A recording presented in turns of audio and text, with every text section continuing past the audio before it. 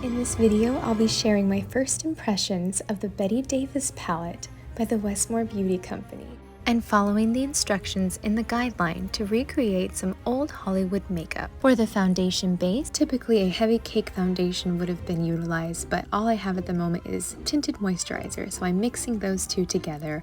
One is by Paula's Choice and the other is the Lip Tint by Say. It is extremely hot and humid here in Florida, so I tend to keep the makeup light and filled with SPF. And as you can see, I'm down to the last drop of my Makeup Forever concealer. Just applying where I have some redness and blending it all in with a damp beauty sponge.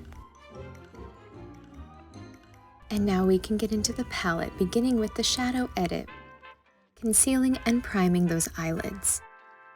I was pleasantly surprised to see that the palette comes with an eyeshadow priming concealer. And I really like that it has a color correcting tone. So I'm going to do some eyebrow sculpting. I just want them to look a bit more lifted. For the brows, I'm wetting an angled brush and lining the brows in thin strokes, building up the color in layers. I really like this universal brown toned shade. I think it will be great for not just the brows, but as a crease and contour color.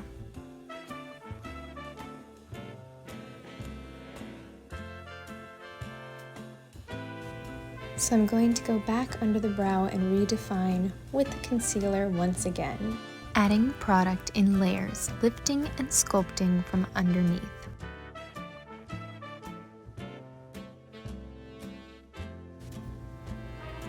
Ah yes, definitely cousins, not sisters. Next, I'm going to pack the lid with this neutral toned color called Background Artist. This will prime the lids for the other shadows. And to secure those brows flat, I'm adding a little powder to them as well. Following the diagram instructions, I am patting some gray shadow on the lid, but not going above the crease. This seems like a really nice buildable color that could be very soft and natural. I can totally see this eyeshadow being used to create some stunning 1930s looks. And the gray color definitely reminds me of Bette Davis. And next, into the crease, I'm adding that mid-tone contour color. Blend it into the crease to give that smoky effect. And to the center of your crease, you can apply the mid-tone brown color. This creates a little bit more depth.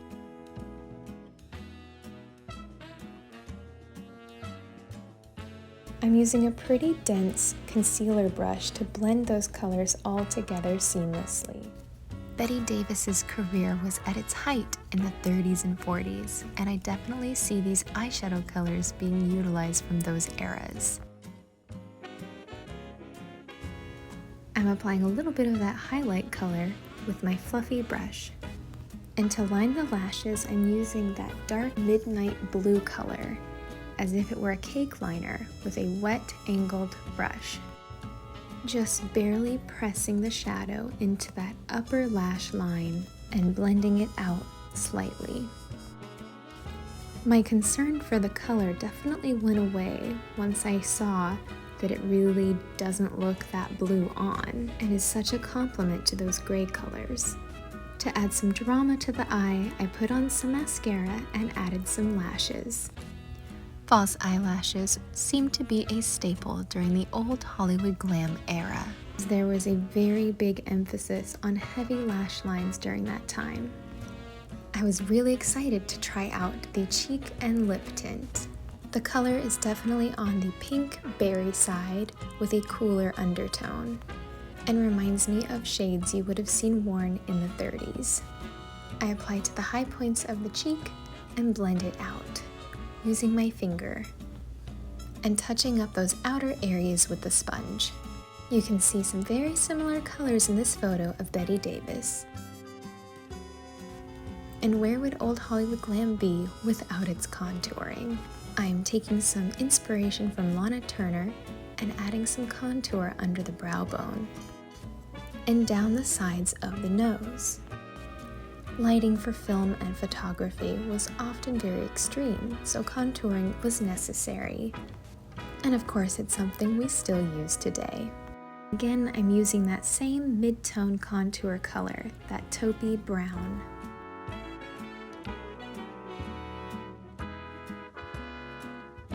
And smoothing it out with a flat-tipped, dense brush.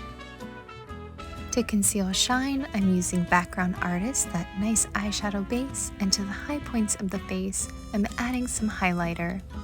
And a tiny smudge of that brown contour color under the eye as well. Nothing too drastic, just wanted to add some definition. To eliminate shine all over, I'm adding some of my translucent powder.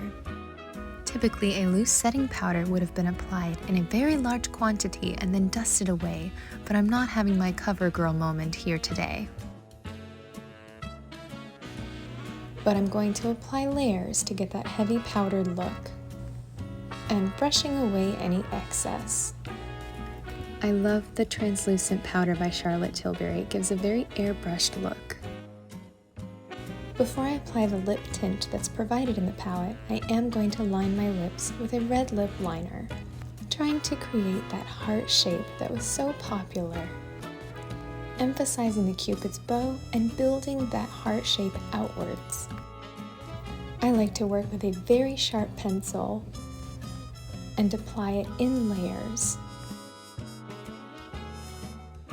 I realized as I was applying the lip liner how dramatic this makeup was starting to look. Ideally, I like to choose one feature to emphasize, and this look kind of emphasizes all of them.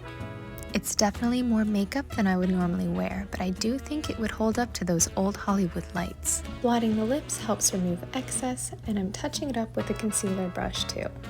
I'm using a small lip brush to apply that lip tint all over the lips, blending it into the liner.